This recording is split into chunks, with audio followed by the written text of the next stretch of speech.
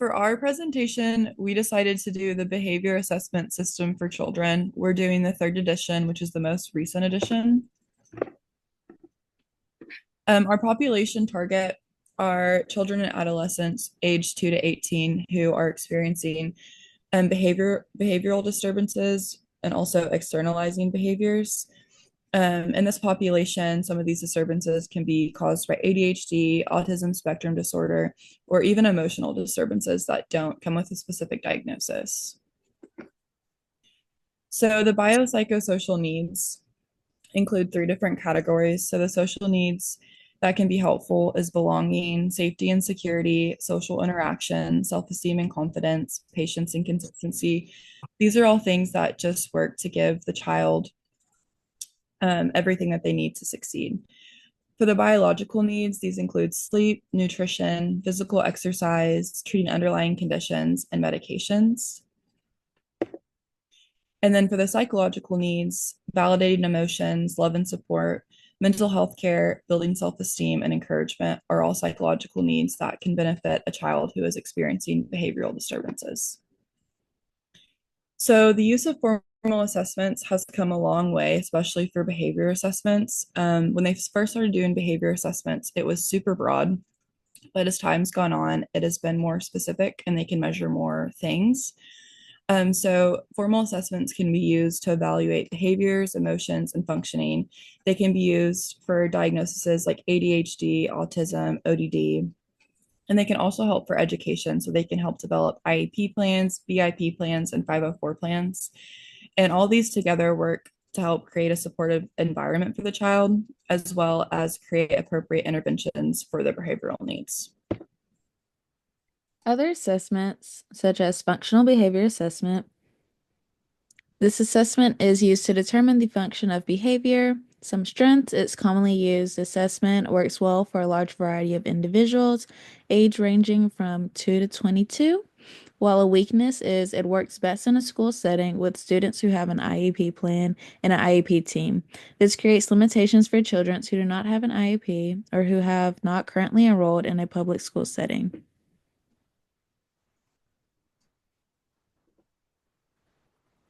Next, adaptive behavior assessment. The adaptive behavior assessment has the goal of measuring skill ability in daily living tasks of a child. Some strengths, it measures a wide domain of behavioral issues and it is quick to administer.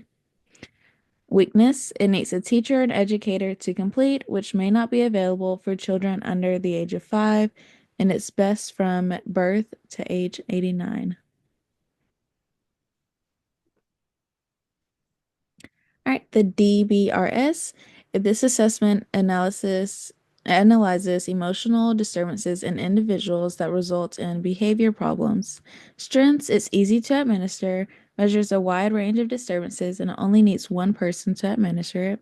Whereas a weakness, it cannot be used on children younger than 5, may not be good for children whose behaviors do not stem from emotional disturbances, takes a minimum of 15 minutes. Connors 4 assessment. This assessment is used to analyze behaviors that stem from ADHD or other impairments associated with behavior disturbances. Some strengths, it creates a complete picture of behaviors by gathering data from multiple sources and environments. Weaknesses, age range starts at 6, which makes it unusable to clients younger than school age. It should only last about 12 to 15 minutes. Okay, so at the beginning of the presentation, we said that we are going to be using the behavior assessment system for children. I'm probably going to say it's the BASC-3. So Cecile R. Reynolds and Randy Campus created this assessment in 1992. It measures behavioral and emotional functioning in individuals aged 2 to 25 years old. Its focus in problem and adaptive behaviors can be used in a variety of settings. The testing kit, depending on which one you decide to order, it can cost anywhere between $100 to $200. This assessment is accessible to most populations, and it can also be administered online. And like I said, can be used in a multitude of settings, including schools, clinical practice, and research. This specific version of the BASC-3 allows it to be administered to different ages can also be in Spanish and individuals with impairments.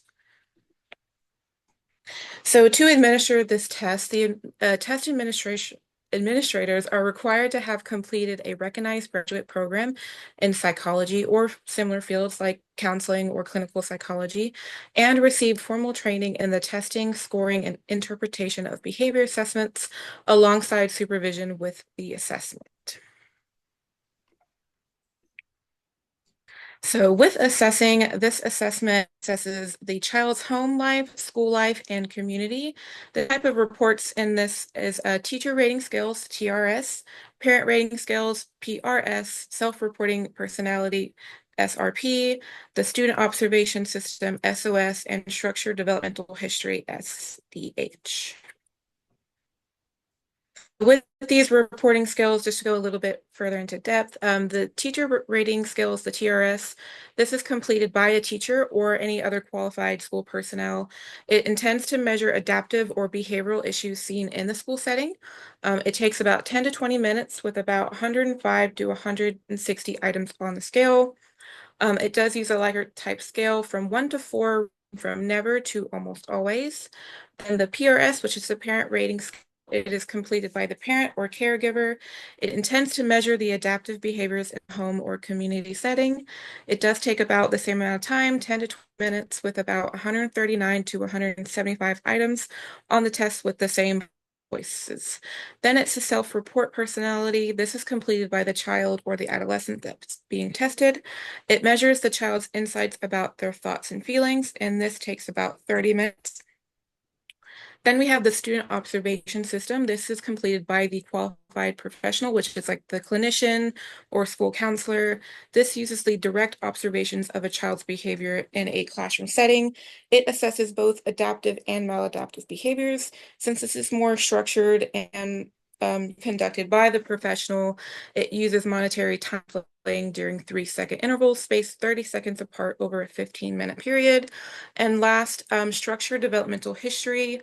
This is a comprehensive history and background that goes through a thorough review of social, psychological, developmental, education, and medical information on the child.